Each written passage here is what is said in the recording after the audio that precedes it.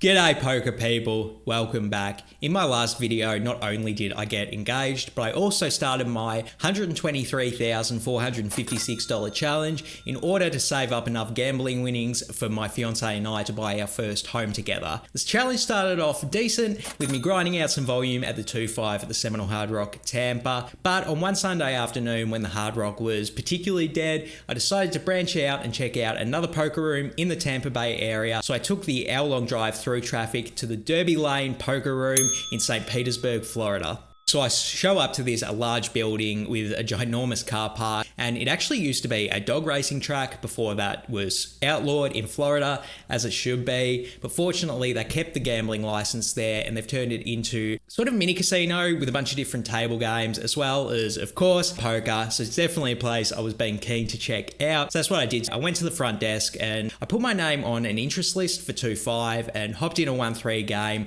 in the meantime whilst I'm waiting for the 2-5 to get up. I'm informed that the maximum buy-in for the 1-3 is $1,000, so definitely a bigger buy-in for a 1-3 game. Definitely keen to check out what the action's like in this bigger 1-3. So let's not waste any more time and get into the first hand. Let's go. First interesting hand up, an unknown hijack raises it up to 15, then the action folds to my button and I look down at pocket eights, and in this spot when you're facing a 5x open, I think you just want to play 3-bet or fold. The vast majority of the time, either the opponent's opening a very tight range and that's why they're using a larger size, so you're going to exploit them by folding, or they're doing it with too wide a range and then you can realize some fold equity with a 3-bet. In this instance, I decide to 3-bet since I think in general life players probably tilt more towards the latter. So I go ahead and make it 50, and then an unknown small blind rips it all in for 100 though. So when the hijack folds, getting a price this good, we are not going to be folding a hand as strong as pocket eights. Are expecting to be behind a significant amount of the time, but not enough for me to fold getting this good a price. I throw in the call and the opponent shows King Jack suited. So we have a very good equity against that hand, and the flop runs out Ace Queen 9. Not a great flop for pocket eights in general. It does give my opponent more outs to hit their gut shot straight draw. We are still ahead though, even on this board somehow. And the turn is the 4 of hearts, so we're still ahead. We are hanging in there. We just need to fade a bunch of stuff on the river, and the river is a repeat 4. Let's go. We do end up holding against the King Jack and winning our first big hand ever at the Derby Lane Poker Room. Let's go. Pretty soon after that hand, the 2-5 list does get called and 9 people show up to play the game pretty much straight away. And then before the cards are even dealt, people ask if we want to do the mandatory $10 straddle under the gun. And of course, everyone does agree to this. And then someone interjects, you guys just want to make this a private 5-5-10 game. If we make it a private game like that, we don't have to pay rake anymore. We can just pay a time charge instead, which sounds like a great deal to me. And apparently everyone else at the table agrees as well. So we are now playing a 5-5-10 game. And I look around at the table and I notice that pretty much everyone else at the table is in for over 2K, well over 2K in some instances. And I'd bought in for 1,500, which I typically would at the Hard Rock. And I notice I am by far the shortest stack on the table. So I think we're going to be shot taking a bit and playing a bigger game today. And of course, as I'm playing, I notice that everyone's straddling 20 under the gun. So this is actually a pretty massive game. We're taking a shot today. I'm not backing out. We're in here to fight and see if maybe we can have a good score in a big game and get us closer to that $123,456. So let's not waste any more time and get into the game. Let's go. First hand up, and under the gun player raises it to 70 off a $6,000 stack, so definitely a big game today. They make it 70, and then there's 2 field callers before the action's on my cutoff with Ace King offsuit. Let's go, kicking things off with a premium. I 3-bet it up to 400, then a passive button calls, the initial raiser calls, and then the field callers fold. So we go 3 ways to a flop of 8-4 deuce with 2 clubs. Under the gun checks it over to me, and I think this is a really interesting spot. There's definitely going to be a lot of merit to checking this hand here. I think if we go all in, we're not going to fold out a better hand, and we're not going to get called by worse. In that essence, we're kind of valuing ourselves with a shove. But I do think there is a lot of merit to shoving, even with what I just said. It's just a spot where we're going to get to realize a lot of equity denial by going all in here. Whereas if we check it, we're essentially giving up on the hand. We're not going to get to see a full run out unless the opponents decide to check it through, which I think there's a lot of merit to doing that, particularly when it's a very low SPR. Could go either way though. Let me know what you think in the comments below. In this instance, I did rip it all in for 800, and then the button calls, definitely didn't want to see that, and the under the gun player folds. I end up showing my ace king, expecting fully to be behind. I think when the button call calls my 3-bet, it is going to be a lot of pocket pairs. It's somewhat possible they have a flush draw as well, in which case we will be ahead, so really hoping to fade a club, or even better, hit an ace or a king. And the turn is the 3 of clubs. Awful turn card, hate to see it. I'm almost positive that we are behind in this instance, and the river is the 4 of hearts, does not help us at all. But then the villain says, you're good, and mucks their cards. So not really sure what they called off with, don't really care either. We're getting a lot of action in this crazy game, let's go.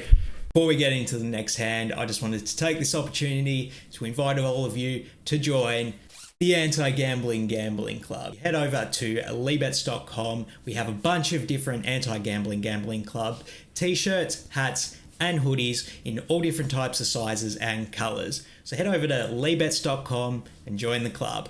But for now, let's get back into the gambling. Let's see if we can keep the momentum rolling in this next one. A tight aggressive under the gun player raises it to 60 off of a $4,000 stack. They get 2 different callers, and then the actions on my straddle. I'm in the first straddle, the $10 straddle, and I have ace queen off, so definitely a hand good enough to squeeze with. I go ahead and make it 350, which honestly I think is on the smaller side. I probably should go a bit bigger to try and realize some fold equity. Regardless though, the under the gun player and the small blind call. So we are going 3 ways to a flop of ace 10-7 rainbow. Small blind checks it over to me and could go either way between c-betting and checking here. I think if I thought the under the gun player was aggressive and likely to stab with some of their gut shot bluffs on this board, then it would probably be a good spot to check it over to them. But being that they're more on the tight aggressive side, I think I should just bet out and try and get some value with a strong hand here. So that's what I do. I use the same bet size. I go ahead and make it 350 again. And then the under the gun player raises to 900. Did not want to see that. When the small blind folds, this is a pretty gross spot.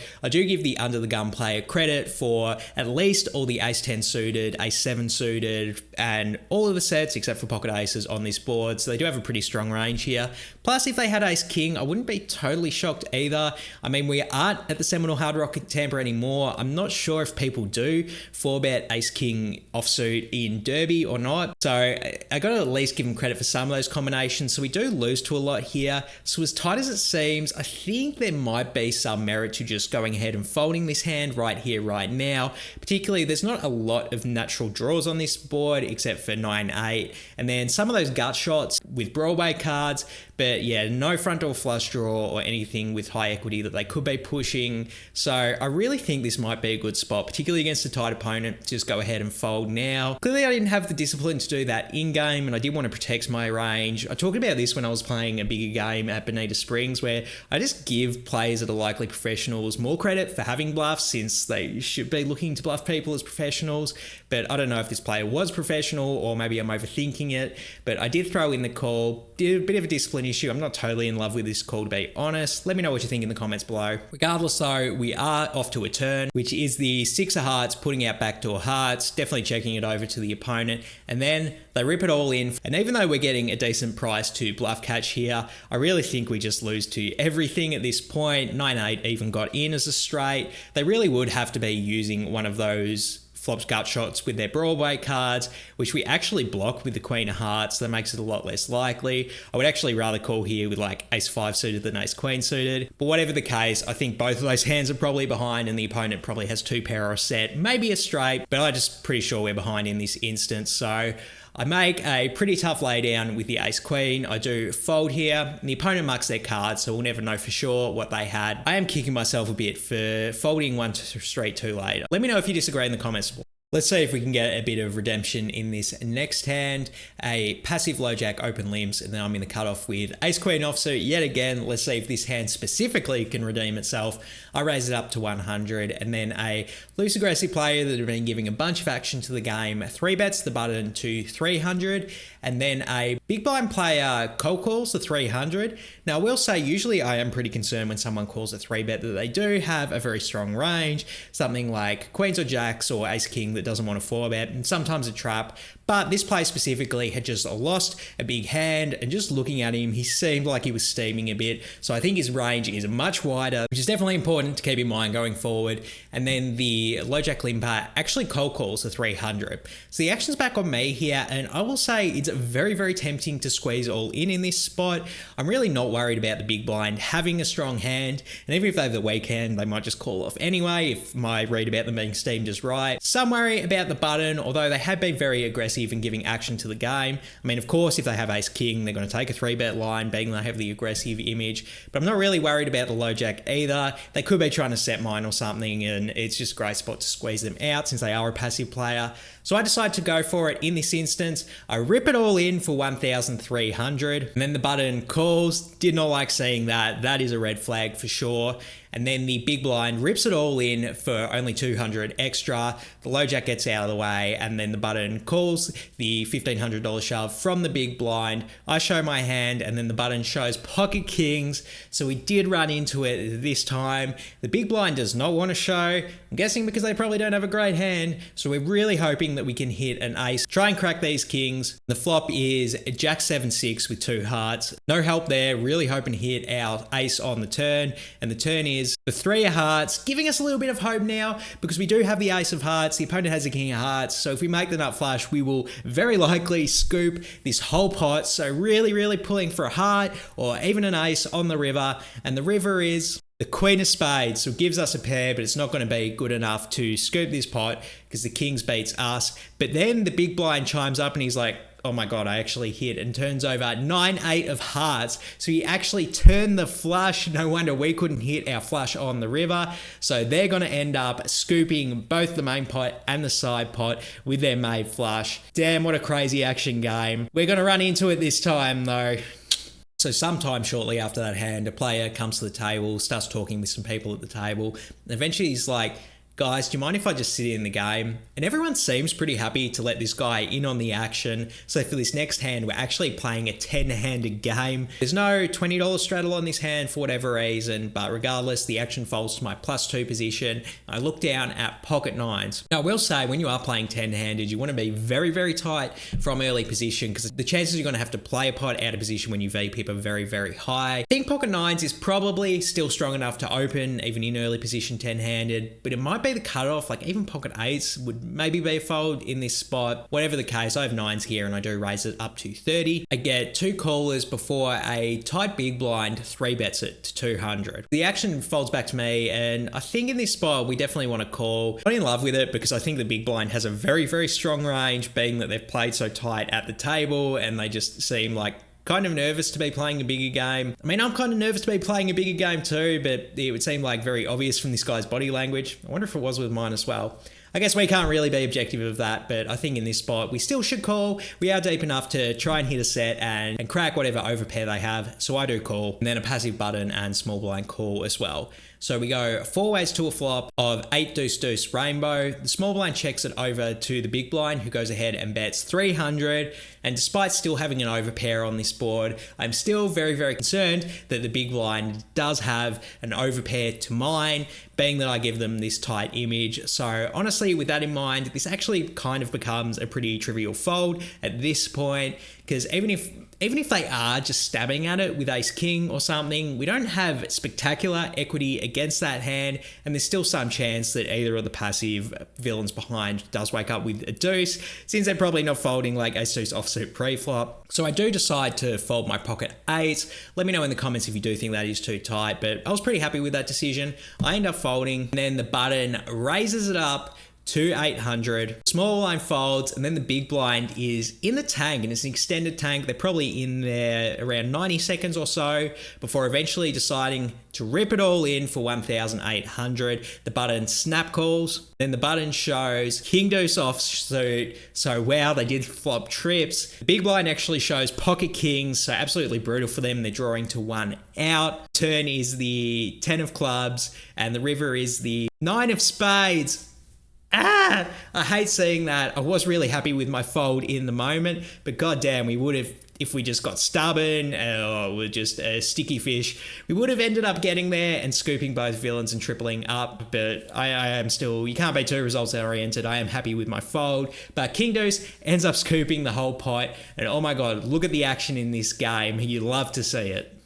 From here on out in the game, the players wanted to do a bunch of PLO bomb pots and then also a bunch of $500 flips where everyone put in $500 and the winner of the flip got like $5,000. So it's definitely crazy action in this game. The wildest game I've played since coming to Florida. Probably the wildest game since the Melbourne home game scene, which is kind of funny that this was a private game because it had that home game type of feel where everyone was there to just gamble and have fun with it. And as fun as that is, I don't know if it's really worthwhile me playing this game.